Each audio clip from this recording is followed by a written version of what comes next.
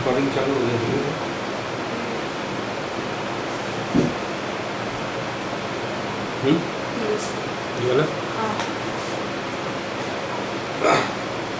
Okay, welcome students to KSIS Academy. Shri Ram, yes, welcome students to KSIS Academy.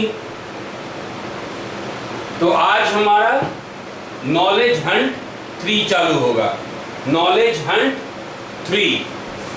तो knowledge Hunt 3 again हम लोग फिर से इस बात पे विचार करते हैं कि नॉलेज हंट हम लोग ऐसा क्यों रखे हैं.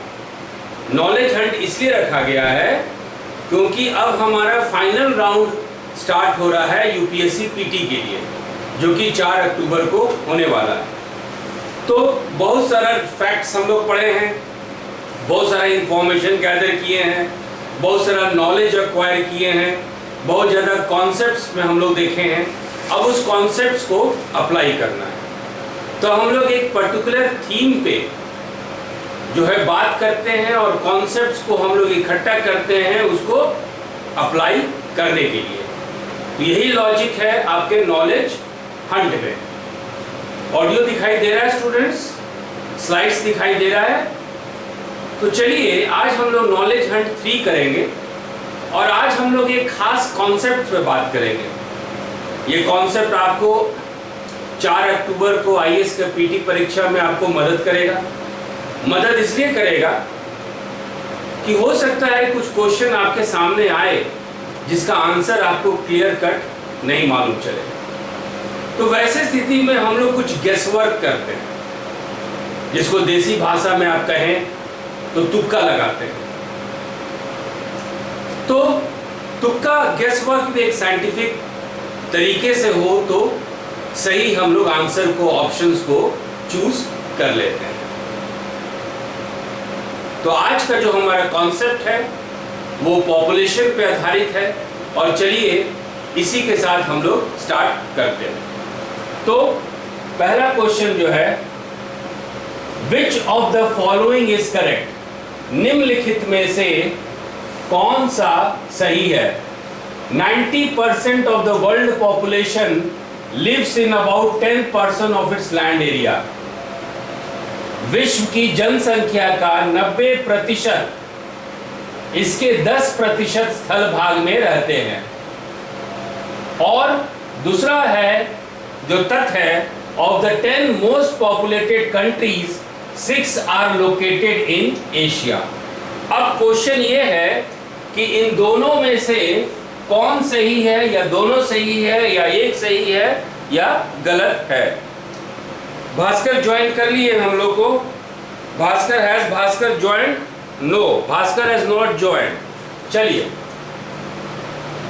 तो अब इस स्लाइड्स को देखिए. स्लाइड दिखाई दे रहा है, दोनों बच्चों को दिखाई दे रहा है, दोनों ग्रुप को स्लाइड दिखाई दे रहा है. अब देखिए, ये है आपका वर्ल्ड मैप और इस वर्ल्ड मैप में आप डार्क ब्राउन पोर्शन देखिए. ये डार्क ब्राउन पोर्शन देखिए, ये गहरा भूरा वाला भाग देखिए, ये गहरा भूरा वाला भाग देखिए. पूरे वर्ल्ड में यदि 100 व्यक्ति रहते हैं तो इन 100 व्यक्ति में से 90 लोग इस क्षेत्र में रहते हैं. सो द क्वेश्चन है कि विश्व के 10% स्थल पे 90% जनसंख्या रहती है. इसको हम लोग, इसका एक खास टर्म है, वो उसको हम लोग कहते हैं पॉपुलेशन डिस्ट्रीब्यूशन. पॉपुलेशन डिस्ट्रीब्यूशन दिखाई दे रहा है स्टूडेंट्स. पॉपुलेशन डिस्ट्रीब्यूशन दिखाई दे रहा है. इसको हिंदी में कहते हैं जनसंख्या वितरण. हिंदी में कहते हैं जनसंख्या वितरण. तो विश्व के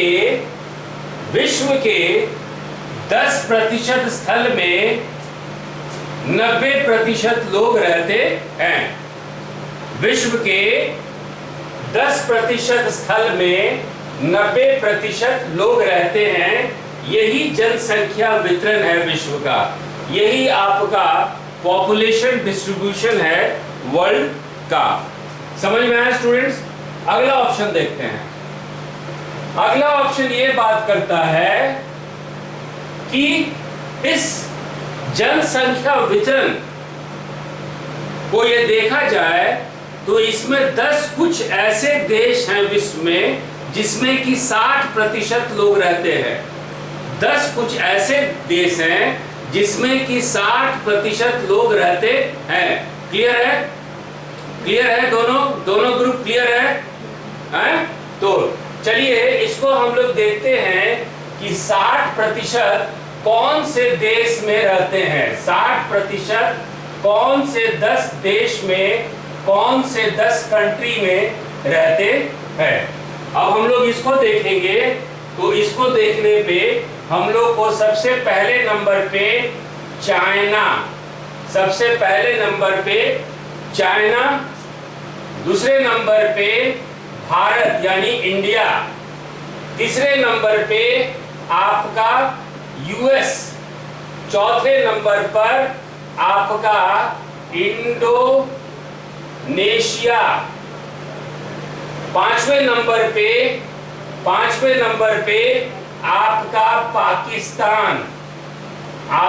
पाकिस्तान, छठे नंबर पे ब्राजील,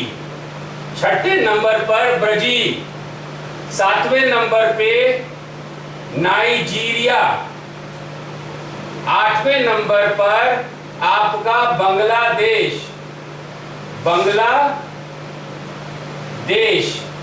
नौवें नंबर पर रशिया, रूस, और 10वें नंबर पे आपका मैक्सिको।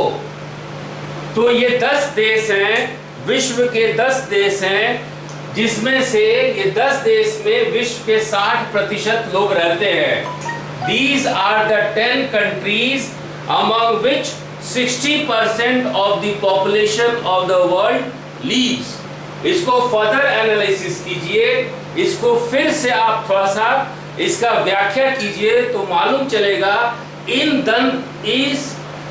10 देशों में 6 एशिया में स्थित है। Means out of this 10 most populous countries of the world, out of these 10 most populous countries of the world, 6 are situated in Asia. तो देखिए कौन कौन? चाइना एशिया में है, इंडिया एशिया में है, इंडोनेशिया इंडिया में है, पाकिस्तान इंडोनेशिया में है, बांग्लादेश एशिया में है और रशिया भी आप एशिया में कह सकते हैं। So out of these 10 most populated countries, 6 of them are in Asia. समझ में आया स्टूडेंट्स? समझ में आया? अब देखिए इसी तथ्य पे जो है हम लोग इस क्वेश्चन को आंसर करते हैं। याद रखिएगा ये जो पहला क्वेश्चन है, ये क्वेश्चन है पॉपुलेशन डिस्ट्रीब्यूशन पे। ये क्वेश्चन है आपका पॉपुलेशन डिस्ट्रीब्यूशन पे है। ये आपका जनसंख्या वितरण पे है। ये क्वेश्चन आपका पॉपुलेशन डिस्ट्रीब्यूशन पे है, जनसंख्या वितरण पे है। तो पहला ऑप्शन है विश्व की जनसंख्या का 90% में से 10% स्थल भाग में रहते हैं। ये ऑप्शन सही है। और of the 10 most populous countries 6 are located in Asia. 10 सबसे अधिक वाले देशों में से 6 एशिया में स्थित है। ये भी आपका सही है। तो समझ में आया स्टूडेंट्स? समझ में आया? Okay. Has Bhaskar joined? Bhaskar joint कर लिए?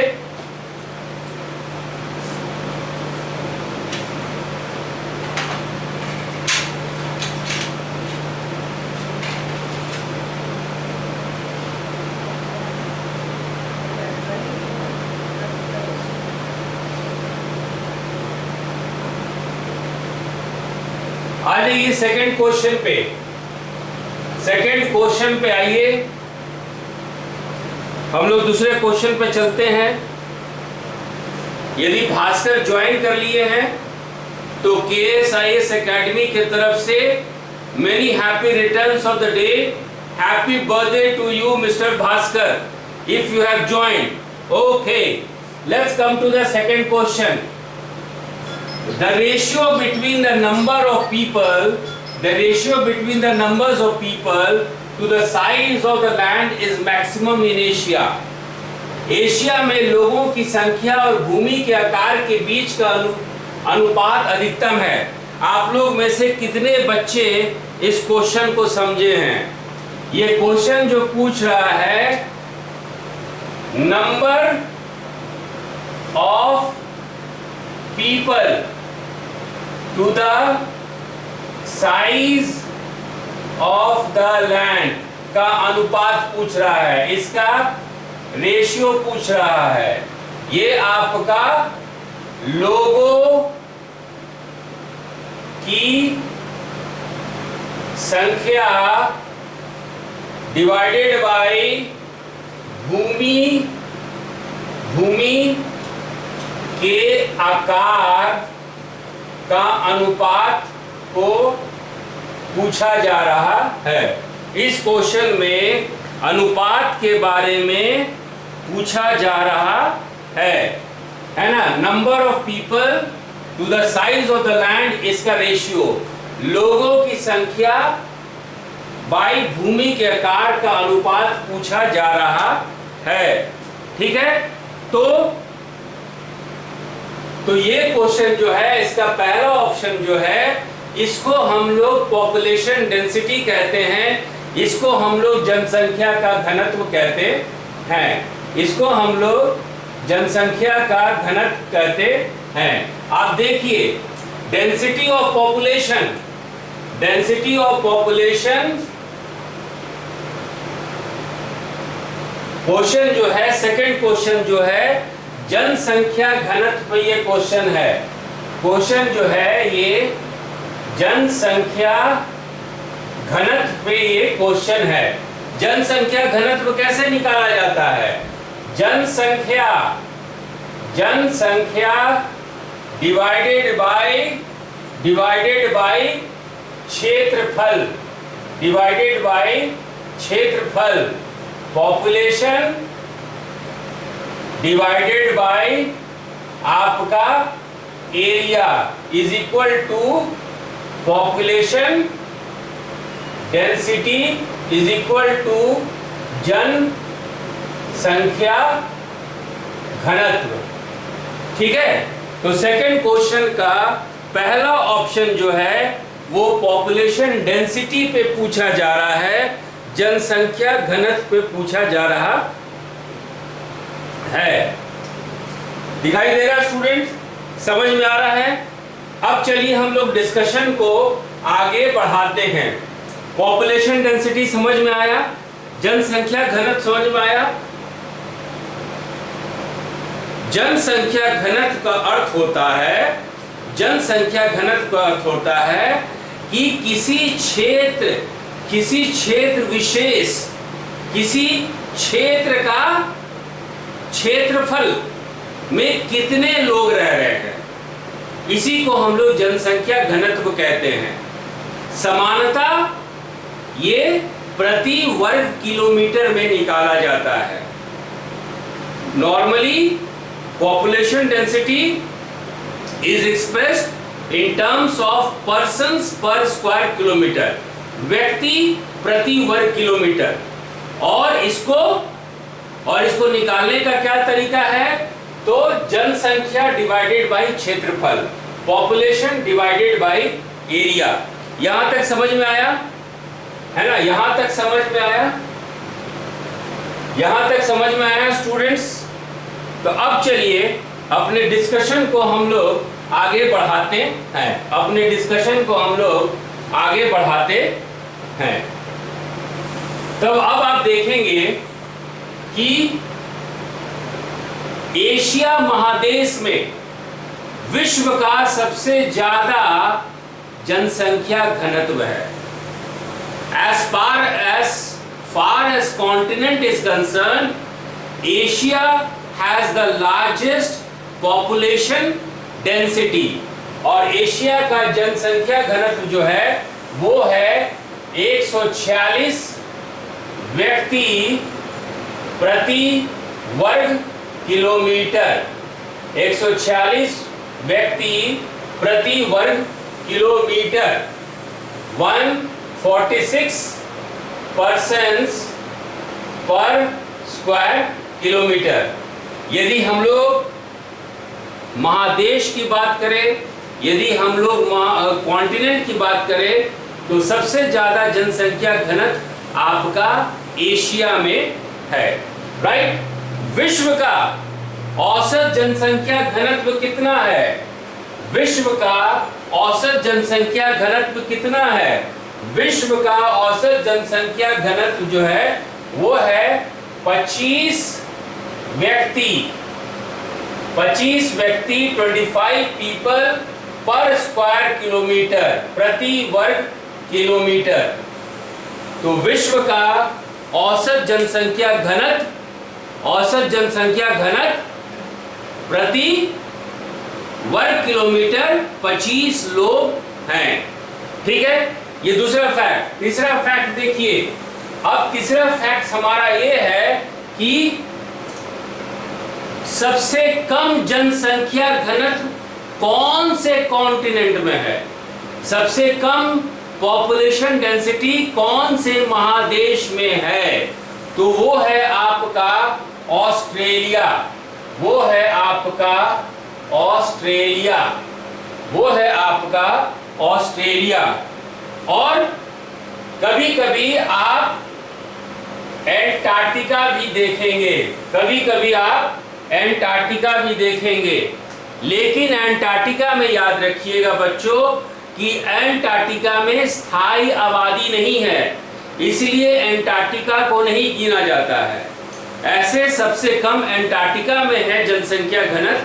Population density is the least in Antarctica, but since there are no stable population, वहां कोई परमानेंट लोग नहीं रहते हैं, स्थायी रूप से नहीं रहते हैं, इसीलिए यदि हम लोग महादेश की बात करें तो सबसे ज्यादा जनसंख्या घनत्व आपका ऑस्ट्रेलिया में है।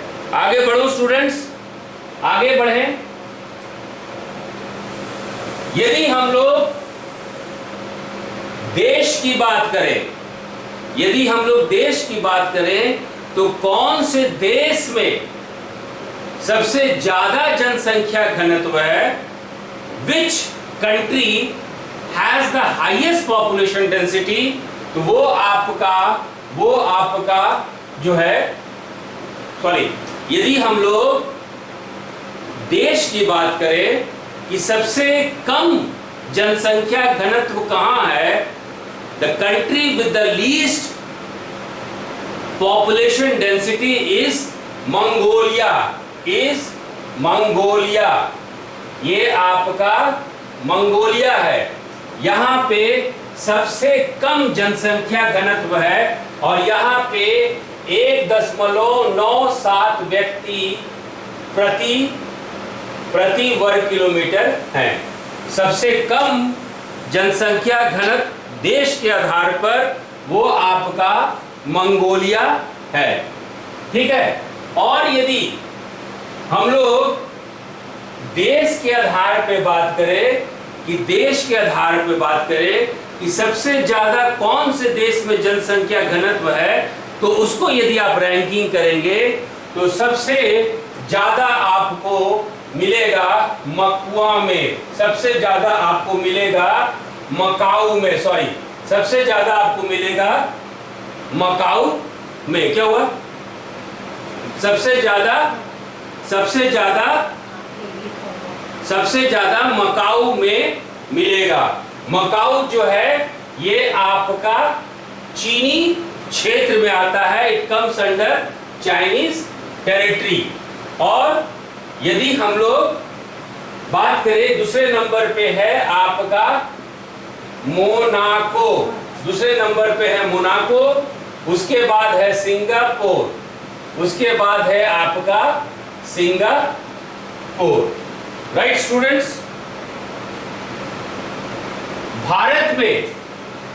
भारत का औसत जनसंख्या घनत्व कितना है? What is the average population density in India? तो भारत में औसत जनसंख्या घनत्व 382 व्यक्ति प्रति वर्ग किलोमीटर है। दिखाई दे रहा है?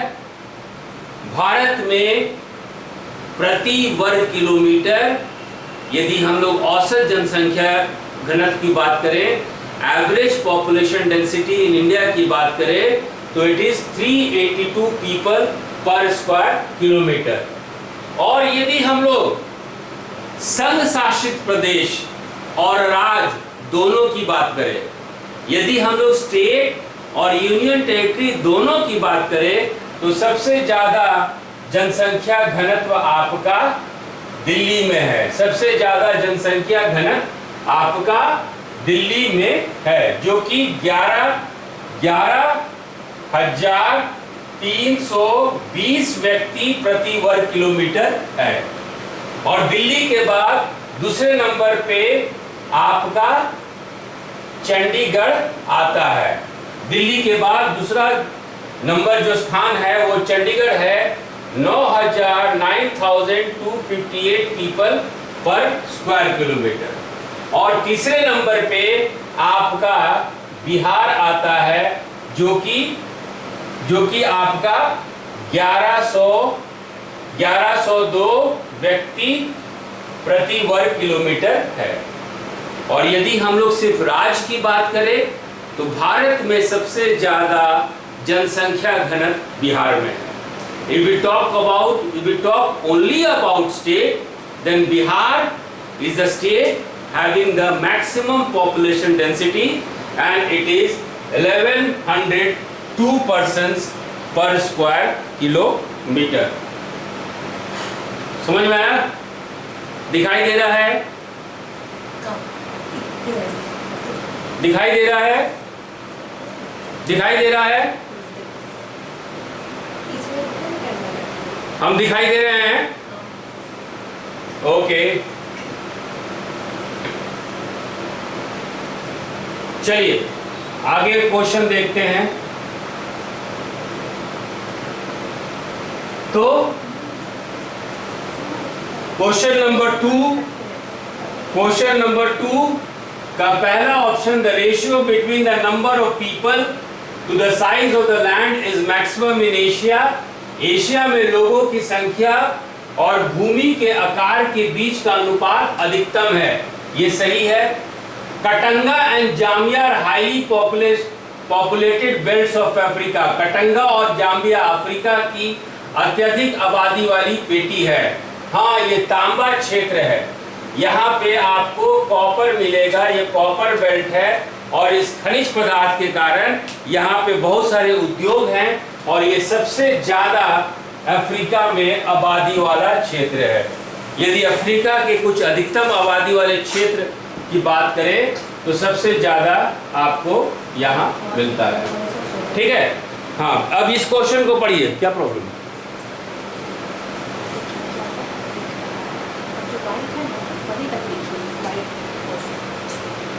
ठीक है स्टूडेंट्स, अब जो है नेक्स्ट क्वेश्चन नंबर 3 को हम लोग देखते हैं।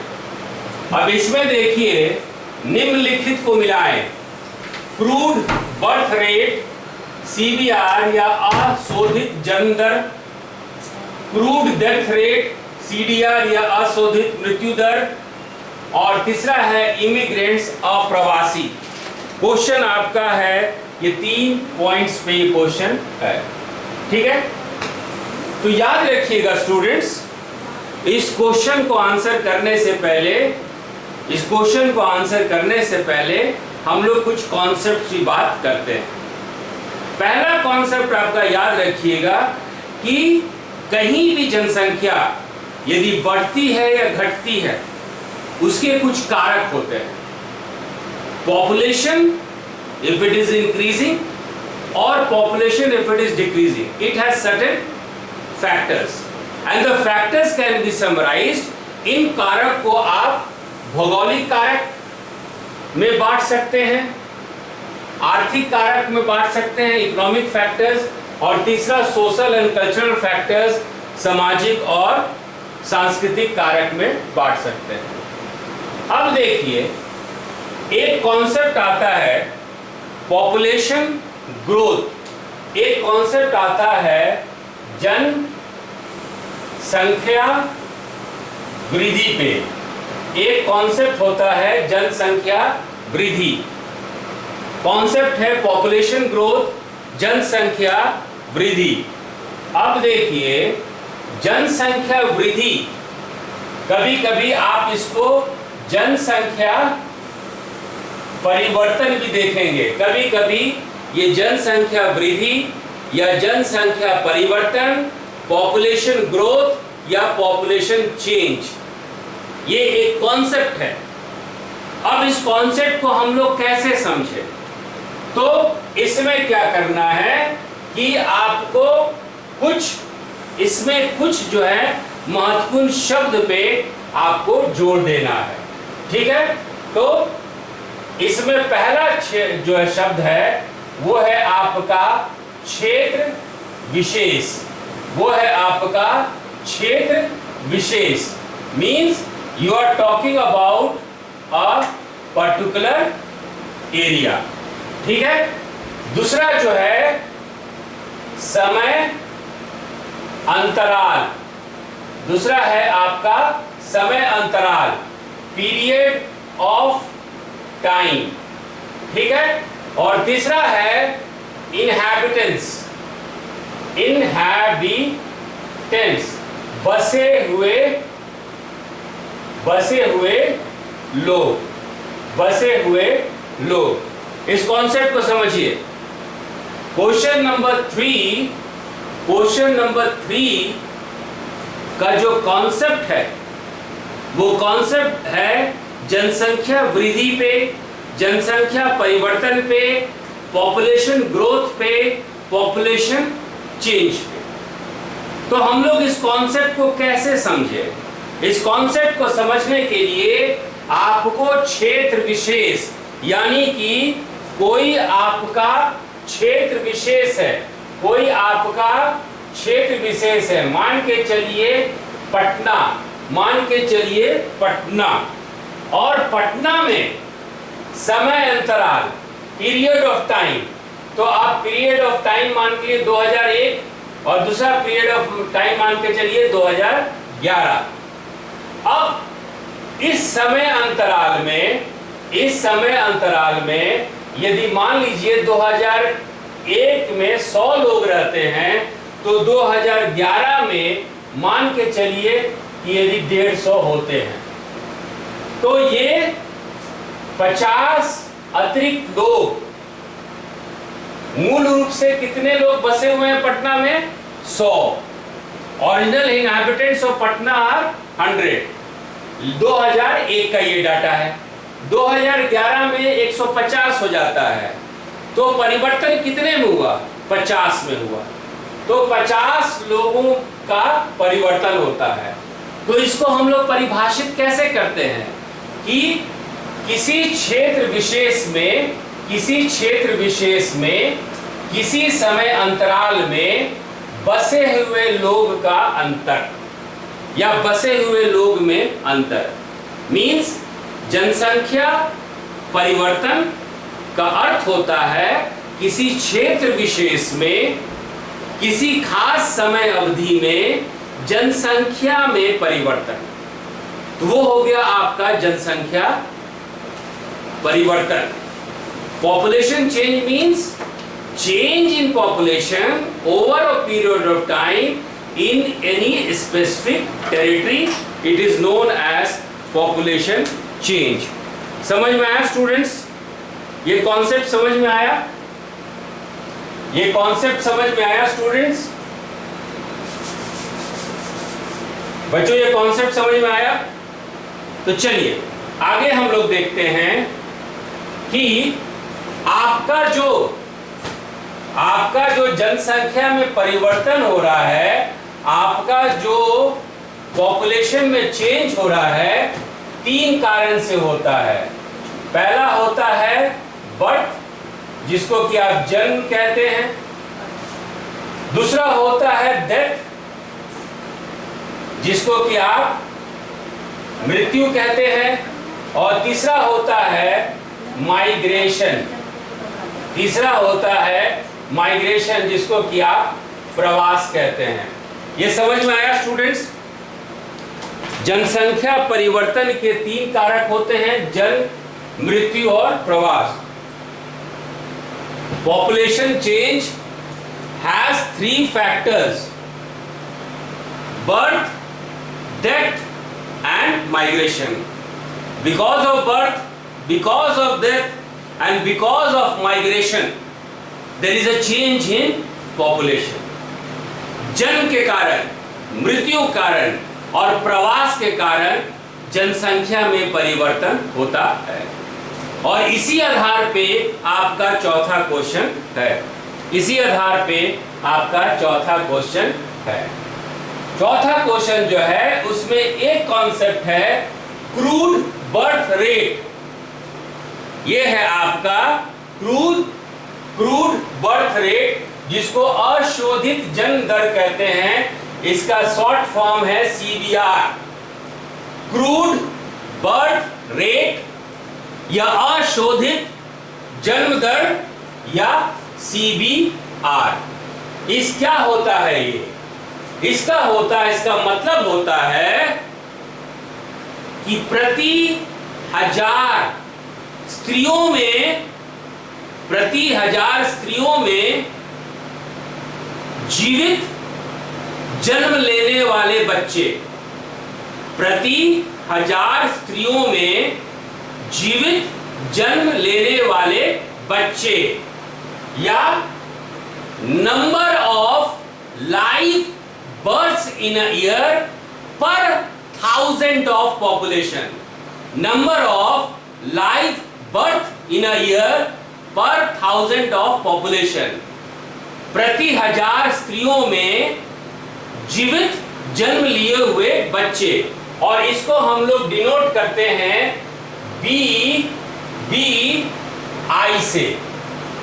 और फिर इसको हम लोग फिर डिवाइड करते हैं जनसंख्या से यानी पॉपुलेशन से P, और इसको मल्टीप्लाई करते हैं 1000 से, तो हम लोग को निकल जाता है CBR, क्रूड बर्थ रेट।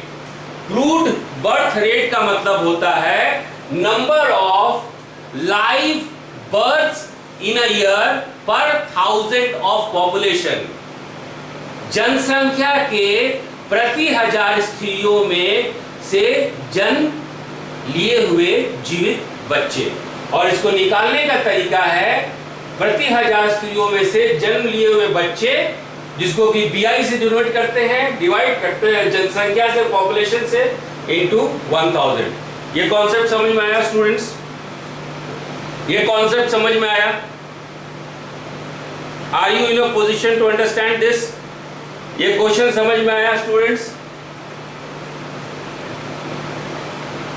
समझ में आया? ओके, अब चलते हैं दूसरा कॉन्सेप्ट, वो है आपका अशोधित मृत्यु दर। वो है आपका अशोधित मृत्यु दर, जिसको कि हम लोग क्रूड डेथ रेट करते हैं, डेथ रेट करते हैं, और इसका शॉर्ट फॉर्म है CDR, और इसका शॉर्ट फॉर्म है CDR, क्रूड डेथ रेट या अशोधित मृत्यु दर। इसका मतलब क्या हुआ? प्रति जनसंख्या के प्रति हजार व्यक्तियों में मृत्यु, means number of deaths in a particular year per 1000 of population, means प्रति हजार व्यक्तियों में मृत्यु की संख्या और ये किस पे निकाला जाता है? जनसंख्या पे। तो ये इसका फॉर्मूला क्या हो गया? डेथ, मृत्यु की संख्या प्रति 1000 लोगों में, और इसको जनसंख्या से डिवाइड कर दीजिए, ये आपको मिला CDR। ये समझ में आया स्टूडेंट्स? ये कॉन्सेप्ट समझ में आया? ये कॉन्सेप्ट समझ में आया स्टूडेंट्स? अशोधित मृत्यु दर, अशोधित मृत्यु दर। तो अभी तक हम लोग बात किए हैं कि जनसंख्या में परिवर्तन जन्म से होता है, मृत्यु से होता है, और जो तीसरा कारक है वो है आपका प्रवास, वो है आपका माइग्रेशन, वो है आपका माइग्रेशन। तो माइग्रेशन यानी कि प्रवास, ये स्लाइड्स दिखाई दे रहा है, ये स्लाइड्स दिखाई दे रहा है, स्लाइड्स दिखाई दे रहा है बच्चों। तो प्रवास का मतलब होता है आना जाना, coming in going out, right.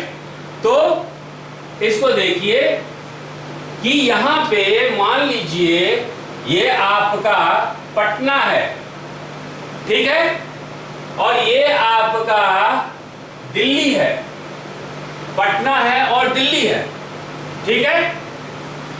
तो जब पटना से लोग दिल्ली जाएंगे, जब पटना से लोग दिल्ली जाएंगे तो पटना को बोला जाता है प्लेस ऑफ ऑरिजिन, हिंदी में इसको बोलते हैं उद्गम स्थान, हिंदी में इसको बोलते हैं उद्गम स्थान। दो जगह है, दो क्षेत्र है, पटना और दिल्ली, दो क्षेत्र है, पटना और दिल्ली, ठीक है। आपके यहां दो क्षेत्र है, एक है पटना और एक है दिल्ली। पटना से कुछ लोग दिल्ली जाते हैं, तो ऐसे स्थिति में पटना कहलाएगा प्लेस ऑफ ऑरिजिन, उद्गम स्थान, और दिल्ली कहलाएगा place of destination, place of destination यानी गंतव्य स्थान, गंतव्य स्थान, ठीक है। दिल्ली कहलाएगा गंतव्य स्थान, प्लेस ऑफ डेस्टिनेशन। तो लोग पटना से दिल्ली क्यों जाते हैं? हो सकता है एजुकेशन के लिए, पढ़ाई के लिए, IAS बनने के लिए, रोजी रोटी के लिए, नौकरी के लिए, या अच्छे मौसम के लिए, अच्छे जलवायु के लिए, किसी कारण से भी, ठीक है। तो ये क्या है, लोग पटना से दिल्ली जा रहे हैं, तो ये एक क्या है, संसाधन का इस्तेमाल है। ये क्या है, संसाधन का इस्तेमाल है। संसाधन को संतुलित किया जा रहा है कि because of the resource people are going there. इसको हम लोग अंग्रेजी में स्पॉन्टेनियस एफर्ट कहते हैं, हिंदी में, अंग्रेजी में इसको स्पॉन्टेनियस एफर्ट कहते हैं। हिंदी में इसको स्फूर्त प्रयास कहते हैं, स्फूर्त प्रयास। इसका मतलब क्या हुआ कि जाने अनजाने नौकरी के लिए, कुछ अच्छे जिंदगी के लिए, कुछ अच्छे संसाधन के लिए लोग एक जगह से दूसरे जगह जाते हैं। तो प्रवास जो है वो स्फूर्त प्रयास है। Migration is a spontaneous effort, ठीक है। आगे कॉन्सेप्ट देखते हैं। अब देखिए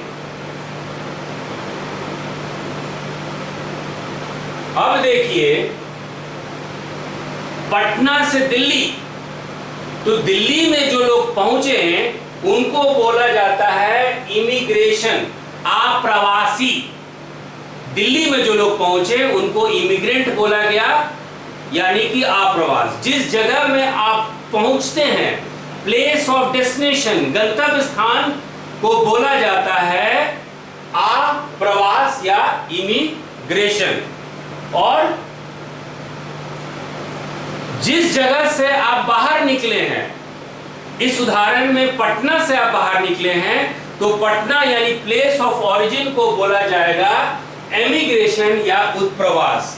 एमिग्रेशन या उत्प्रवास, ठीक है। अब देखिए, एमिग्रेशन या इमिग्रेशन, आप्रवास या उत्प्रवास क्यों होता है? होता है दो कारण से। पहला कारण है पुश फैक्टर या प्रतिकर्ष कारक। पुश फैक्टर, प्रतिकर्ष कारक, यानी कि मान लीजिए भारत में जलवायु हो सकता है उतना अच्छा ना हो, बहुत ज्यादा जनसंख्या का दबाव हो खेत पे, वहां पे हो सकता है किसी किसी देश में जैसे पाकिस्तान में राजनीतिक अशांति है, समाज में अशांति है, तो वहां पे लोग चाहेंगे पाकिस्तान से बाहर निकलना।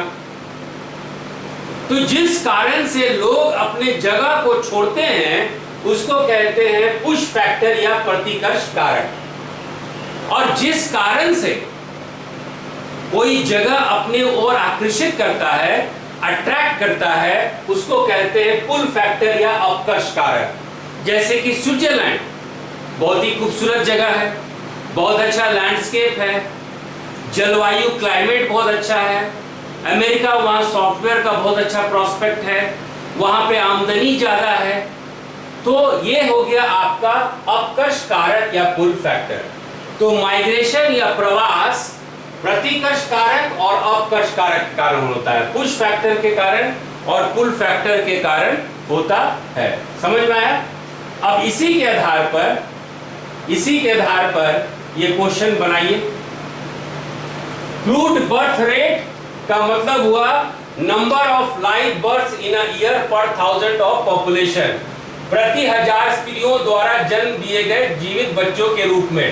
तो ए का ऑप्शन है 2, क्रूड डेथ रेट, अशोधित मृत्यु दर, किसी विशेष क्षेत्र में प्रति वर्ष प्रति 1000 जनसंख्या पे मौतों की संख्या।